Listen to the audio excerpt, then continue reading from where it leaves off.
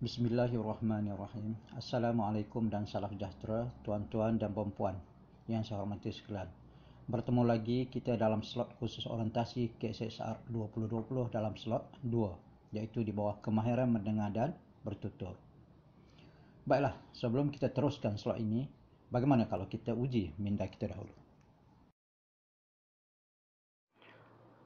Dalam kemahiran mendengar dan bertutur, terdapat 3 standard kandungan dalam DSKP tahun 5 SK dan SCK. Manakala standard pembelajaran pula, ada 5 di SK dan 5 di SCK. Semua kemahiran mendengar dan bertutur ini akan diselesaikan sewaktu mereka berada dalam tahun 5. Dalam kemahiran mendengar dan bertutur, terdapat 5 objektif yang perlu diketahui. Pertama, mendengar, mengecam sebutan, menyebut, memahami, mentafsir dan memberikan respons secara kritis dan kreatif. Kedua, bertutur untuk menyatakan pertimbangan dan keputusan secara bertata susila. Ketiga, menghuraikan maklumat yang tersurat dan tersirat secara kritis dan kreatif.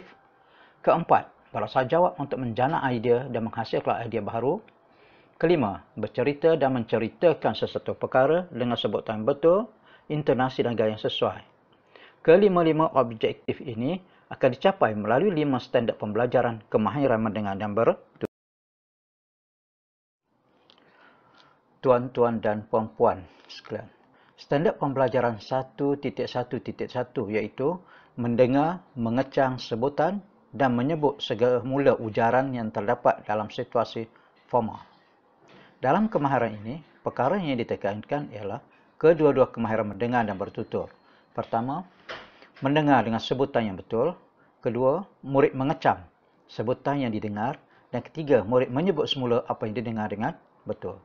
Ketiga-tiga perkara tersebut dilaksanakan sewaktu proses PDP dan menjadi objektif PDP pada hari tersebut. Dalam standard pembelajaran 1.1.2 iaitu mendengar, memahami dan memberikan respons terhadap maklumat yang diujarkan dalam situasi formal.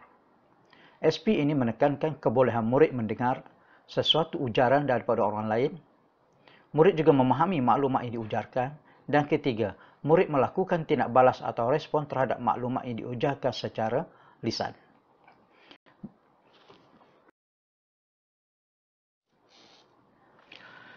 SP 1.1.3 mendengar, mentafsir dan memberikan respons terhadap soalan secara kritis dan kreatif.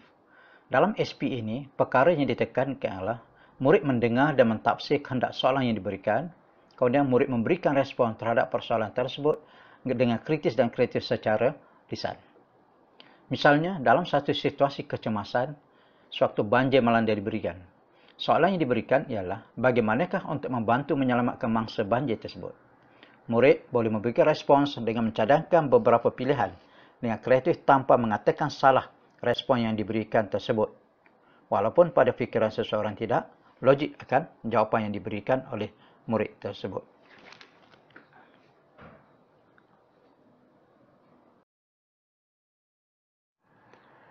Tuan-tuan dan puan-puan yang saya hormati sekalian, standard pembelajaran 1.2.1 iaitu bertutur untuk menyatakan pertimbangan dan keputusan tentang bahan multimedia secara bertata susila mengikut konteks. Untuk memenuhi SP ini, murid perlu bertutur tentang sesuatu perkara berdasarkan bahan multimedia yang diberikan atau dipaparkan kepada mereka. Kemudian, murid perlu membuat pertimbangan untuk membuat sesuatu keputusan terhadap bahan yang dipamerkan tersebut. Ketiga, keputusan diberikan secara bertata susila iaitu secara beradab dan berbudi bahasa.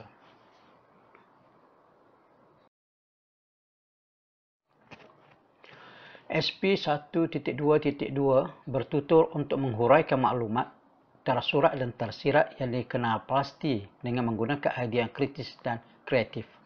Dalam standard pembelajaran ini menekankan murid perlu menguasai kemahiran bertutur untuk menghuraikan sesuatu maklumat. Juga, dalam penghuraian tersebut, murid diberi kebebasan cara atau kaedah menyampaikan satu maklumat tersebut.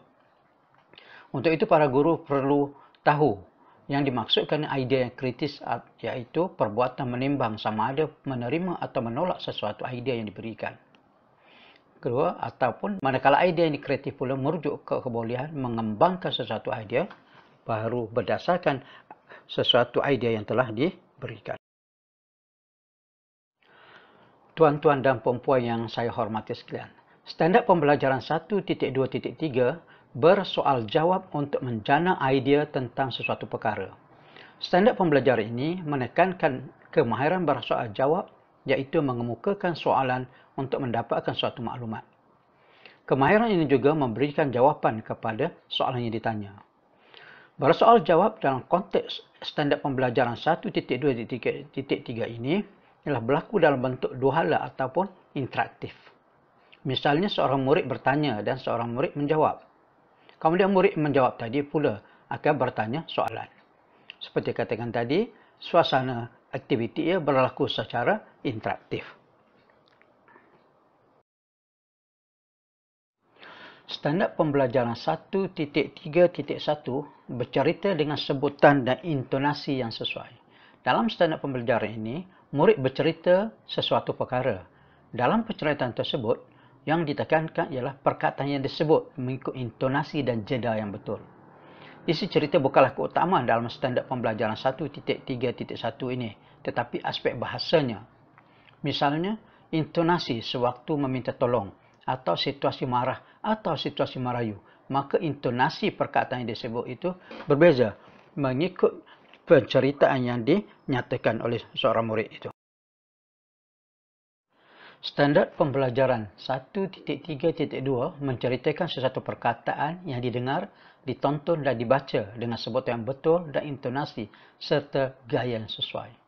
Dalam kemahiran ini, murid perlu menguasai kemahiran bertutur dengan bercerita berdasarkan sesuatu yang dilihat atau yang ditonton. Dengan kata lain, isi penceritaan tersebut berdasarkan pengalaman murid.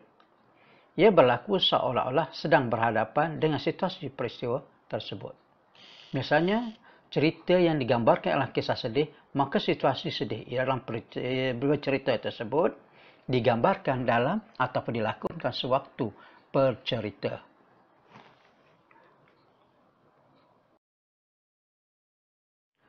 Tuan-tuan dan puan-puan, setelah tuan-tuan menjawab soalan yang diberikan sebentar tadi berdasarkan tontonan video tersebut, maka berakhirlah slot mendengar dan bertutur untuk kali ini.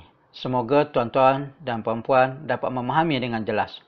Untuk lebih terperinci berkaitan dengan kurikulum ini, tuan-tuan dan puan-puan disarankan untuk terus membaca DSKP Bahasa Melayu Tahun 5 untuk lebih jelas. Sekian, terima kasih.